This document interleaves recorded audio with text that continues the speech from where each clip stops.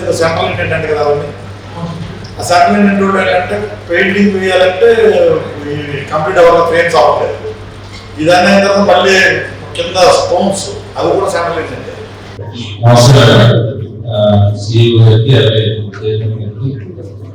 చేసినటువంటి గౌరవ సభ్యులకు అధికారులకు కూడా అవసరమైంది. సార్ ఇప్పుడు మీరు చెప్పినటువంటి ఇష్యూ ఇంతకుముందు కూడా సమావేశంలో కూడా మీరు ఒక ఇష్యూ చేయడం జరిగింది. అంటే సిపిఎం మెటీరియల్ కింద డోర్స్ విండోస్ గురించి అడిగారు. శ్రీనివాసపురంలో ప్రతిజ్ఞలు అడిగారు. దానికి సంబంధించి ఇప్పుడు అంటే వర్గం చేసుకుంటూ వస్తారు. టీమ్స్ అనేటువంటి ఫైనాన్స్ కావాలి కాబట్టి స్టేట్ లెవెల్ మీరు మానిటర్ చేసుకోవడం జరుగుతుంది. స్కూల్స్ విషయంలో అంటే లాస్ట్ ఇయర్ పర్సంటేజ్ ఈ ఇయర్ పర్సంటేజ్ కదండి. అట్లాగే నామినేట్లో మనం ఎంతైతే ఖర్చు పెడతామో అలాగే ఫర్నిచర్ విషయంలో ఎంత ఖర్చు పెడతామో అవన్నీ కూడా మనకి డాష్ బోర్డ్ లో పెడితే అందరికి కూడా విజిబిలిటీ బాగుంటుంది. మన పర్సంటేజ్ అంటే నెక్స్ట్ ఇయర్ మనం చేయబోయే ప్లానింగ్ యాక్షన్ కాదండి. అట్లాగే మనం నామినేట్లో ఎంత ఖర్చు పెడతాము, నెక్స్ట్ ఇయర్ రాబోయే టైంకి మనం పర్సంటేజ్ ఎంత ఎక్కువ చేసుకోవడానికి మనం ఎంత కష్టపడుతున్నాం, మ్యాక్సిమం ప్లాన్ అవన్నీ కూడా డాష్ బోర్డ్ లో పెడితే మా అందరికి కూడా చూడడానికి కాకుండా అవన్నీ కూడా రోజు జిల్లా పరిషత్ మీటింగ్ లో అడిగేదని చెప్పిన దీని గురించి బాధపడతారు.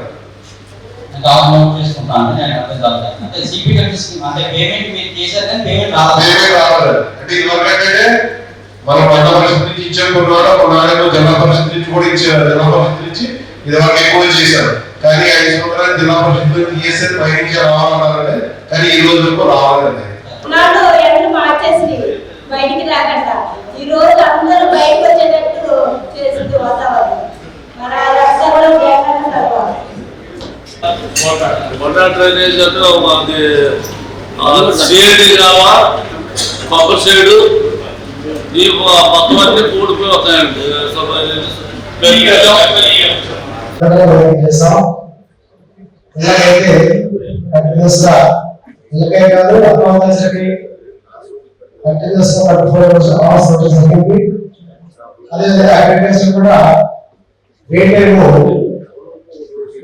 అందరికీ నమస్కారం. ఈరోజు ఉమ్మడి పశ్చిమ గోదావరి జిల్లా జడ్పీ ఆఫీస్లో ఈరోజు సర్వసభ్య సమావేశం పెట్టుకోవడం జరిగింది. ఎందుకంటే 3 నెలలు కంప్లీట్ అయ్యింది. మళ్ళీ కోడ్ ఉన్నంత వరకు పెట్టుకోవాలి, మళ్ళీ లేదంటే కొంచెం మళ్ళీ డిలే అవుతుంది మీటింగ్ అని ఇప్పుడు ఈరోజు పెట్టడం జరిగింది. ఈ మీటింగ్ అంతా కూడా ఎంతో చక్కగా కూడా జరిగింది. అన్ని డిపార్ట్మెంట్ల వారు, జడ్పీటీసీలు, ఎంపీపీలు అందరూ కూడా రావడం జరిగింది. ముఖ్యంగా మేము ఇక్కడ చర్చించుకునేది ఏంటంటే రేపు 12వ తారీఖున స్కూళ్ళు ఓపెనింగ్ అవుతాయి కాబట్టి రీఓపెన్ అవుతాయి అనే ఉద్దేశంతో ముందుగా మేము ఎడ్యుకేషన్ డిపార్ట్మెంటు, ఇరిగేషను, ఎందుకంటే రేపు జూన్ నుంచి కూడా మనకి జూలై నుంచి కూడా పంటలు ఉడుపులు అవి వస్తాయి కాబట్టి వ్యవసాయం గురించి కూడా మేము రివ్యూ చేసుకోవడం, మొత్తం 4 డిపార్ట్మెంట్లు వరకు కూడా మేము రివ్యూ చేసుకున్నాము. అన్ని డిపార్ట్మెంట్ల వారు కూడా చక్కగా ప్రతి విషయాన్ని కూడా మా జడ్పీటీసీలకు వివరించడం జరిగింది. మా జడ్పీటీసీలు కూడా వాళ్ళు ఉన్న సమస్యలు కూడా వాళ్ళు అడగడం జరిగింది. ప్రతి సమస్యకి కూడా అధికారులు వాళ్ళు సమాధానం చెప్పారు. ఈ మీటింగ్ ఎంతో చక్కగా జరిగింది. ఎందుకంటే జగనన్న వచ్చిన తర్వాత స్కూల్కి ఆయన ఎంతో మంచి చేశారు. ఈరోజు చూస్తే స్కూళ్ళు, ప్రైవేట్ స్కూల్కి ధీటుగా మన స్కూళ్ళు ఉన్నాయి, గవర్నమెంట్ స్కూళ్ళు.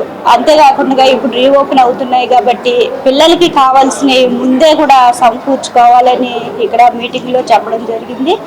వాళ్ళకి కావాల్సిన బుక్స్ నుంచి వాళ్ళకి కావాల్సిన సమస్తం కూడా వాళ్ళు ముందుగానే ఇప్పటి వరకే వచ్చి ఉన్నాయి, గూడెంలో ఉన్నాయి. 12వ తారీఖుని మేము స్కూల్ ఓపెన్ అవ్వగానే వాళ్ళకి ఇస్తామని చెప్పడం జరిగింది. చాలా సంతోషంగా ఉంది. అంతేకాకుండా 10th క్లాస్ రిజల్ట్స్ కూడా లాస్ట్ కన్నా ఇప్పుడు పర్సెంటేజ్ మన జిల్లాకి బాగానే వచ్చింది. ఎడ్యుకేషన్ మీద మన జగనన్న ఎంతైతే ఆయన చక్కగా పిల్లలకి శ్రద్ధ పడతారో అదేవిధంగా ఇక్కడ అధికారులు కూడా, ఉద్యోగస్తులు అందరూ కూడా పిల్లలకి అదేవిధంగా శ్రద్ధ పెట్టి వాళ్ళకి చెప్పడం వలన ఎడ్యుకేషన్ గతం కన్నా ఇప్పుడు ఎంతో చక్కగా మెరుగుపడిందని మేమందరం కూడా అనుకుంటున్నాము. అంతేకాకుండా వ్యవసాయ రంగం కూడా ఈరోజు ప్రతి గ్రామంలో కూడా ఆర్బికేలు పెట్టి రైతులకి ఏం కావాలన్నా కూడా ఎక్కడికో వెళ్ళి పట్టణాలు వెళ్ళి అక్కడ వస్తువులు లేక, ఎరువులు లేక, విత్తనాలు లేక ఎన్నో ఇబ్బందులు పడేవారు. కానీ ఇప్పుడు ఆ ఇబ్బందులు ఏమీ లేకుండా కూడా ప్రతి గ్రామంలో ఆర్బికేలు పెట్టి వాళ్ళకి కావలసిన సమస్తం కూడా మన గ్రామంలోనే దొరికేటట్టు చేసిన ఘనత మన జగనన్న ప్రభుత్వం. ఇలా చూసుకుంటూ పోతే ప్రతి పథకాల్లో కూడా మన ప్రభుత్వం ముందుంటుంది. కాబట్టి ఇప్పుడు వచ్చే ప్రభుత్వం కూడా మా ప్రభుత్వమే అని మేము ఎంతో గర్వంగా చెప్పుకోగలుగుతాం. ఎందుకంటే ఇంత మంచి పనులు చేసిన జగనన్నని ఎవరు కూడా వదులుకోరని మేమందరం కూడా అనుకుంటున్నాము.